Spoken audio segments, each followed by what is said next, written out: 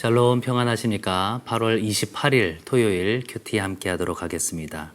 오늘 함께 할 말씀은 시편 108편 1절로 마지막 13절까지의 말씀입니다. 날마다 주께로 148쪽과 149쪽입니다.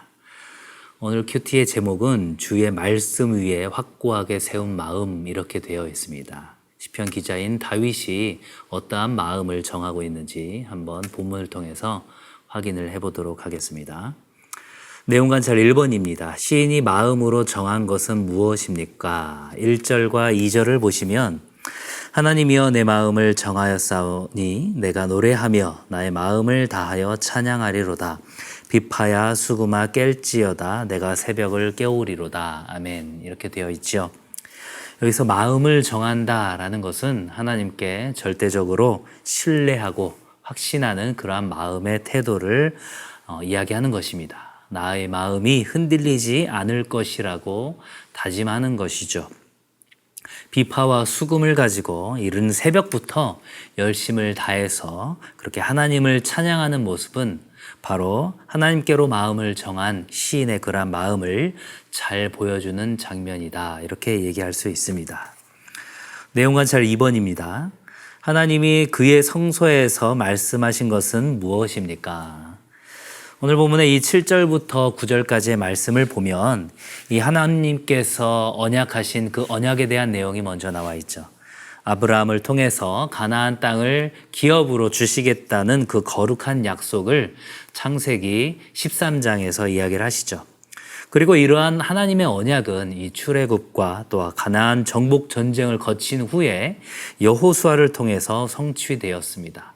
여호수아는 이제 각 지파에게 약속의 땅인 가나안 땅을 유업으로 나누어 주었는데 오늘 본문 7절에서 등장하는 바로 이 세겜과 숫곳이 동쪽과 서쪽의 경계를 이야기합니다. 세겜은 바로 서쪽의 경계이고 숫곳 골짜기는 바로 동쪽의 경계였던 것이죠.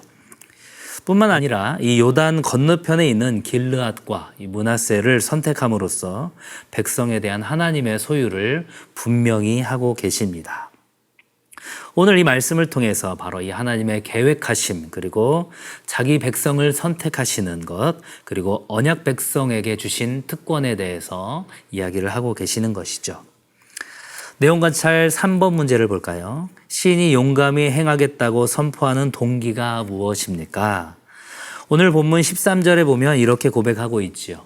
우리가 하나님을 의지하고 용감히 행하리니 그는 우리의 대적을 밟으실 자이심이로다. 아멘. 우리가 언제 어디서나 용감하게 행해야만 하는 것이죠. 왜냐하면 우리가 의지하는 하나님께서 모든 대적을 밟아주실 분이시기 때문입니다. 우리가 해야 할 일은 그러한 대적을 밟아주시는 그 하나님께 찬양하며 경배하는 일이 될 것입니다. 영과 묵상으로 넘어가 볼까요? 4번 문제입니다. 모압과 에돔, 블레셋을 대하시는 하나님의 기사를 통해 그들 나라가 이스라엘에게 어떤 대상인지 묵상해 봅시다 라고 되어 있죠.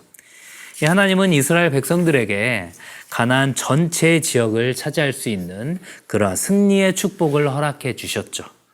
그러나 그들에게는 아직도 여전히 강력한 대적들이 남아 있었는데 바로 그 대표적인 대적들이 모압과 에돔과 그리고 블레셋이었다라는 것입니다. 이러한 대적들을 향해서 하나님께서 어떻게 말씀하고 계신다고 시인이 고백하고 있나요? 오늘 본문 9절에 보면 이렇게 말씀합니다. 모압은 내 목욕통이라 에돔에는 내 신발을 벗어 던질지며 블레셋 위에서 내가 외치리라 하셨도다. 어떤 말일까요? 모압과 에돔 그리고 블레셋은 하나님께서 보시기에는 그들은 하나님의 적수가 되지 않는다라고 말씀하시는 것이죠. 모압은 세탁용 양동이고 그들을 바닥의 걸레로 하나님께서 사용하시겠다 얘기를 하십니다. 에돔에게 침을 뱉고 블레셋 전역에 불벼락을 퍼부으실 것이다 이렇게 말씀하시는 것이죠. 우리의 삶의 앞에 존재하는 그런 영적인 모압과 에돔과 블레셋이 있습니다. 우리는 그런 존재들을 보면서 그런 상황들을 보면서 두려워하고 걱정하지만 하나님에 대해서 그들은 대항할 적수가 되지 못한다는 사실을 우리가 기억해야 할 것입니다. 하나님을 대적하는 세상 앞에서 우리가 담대하고 당당하게 맞설 수 있는 이유가 바로 그것이죠. 하나님의 대적에게는 진노를 내리시는 주님께서 사랑하시는 당신의 자녀인 성도들에게는 어떻게 하십니까? 바로 기쁨으로 의의 소산을 주신다라고 말씀하시죠. 7절에서 말씀하신 것처럼 내가 기뻐하리라 말씀하시는 것입니다. 이런 믿음의 말씀을 믿고 우리가 담대하게 나아가야 할 것입니다. 마지막 삶의 적용 5번 문제를 볼까요? 나는 힘든 환경이 지속될 때 하나님께 드리는 예배를 통해 응답을 받아 힘을 얻은 적이 있습니까? 매주일 선포되는 말씀을 사모하는 마음이 되도록 회복에 힘쓰고 있는지 생각해 봅시다 라고 되어 있습니다. 오늘의 이 시편은 이미 체험한 하나님의 구원의 은총을 망각하지 말고 찬양해야 하는 것에 대해서 이야기하고 있습니다.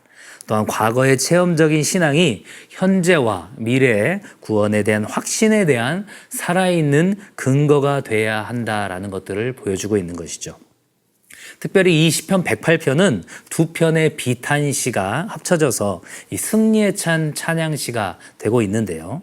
이것은 고난 중에도 찬양해야 할 필요성을 역사함과 동시에 고난 중에서 부르는 찬양이라말로 더욱 귀하고 힘이 있다라는 사실을 보여주는 것이죠. 우리가 잘 알고 있는 이사야 40장 30절과 31절의 말씀에는 이렇게 기록되어 있습니다.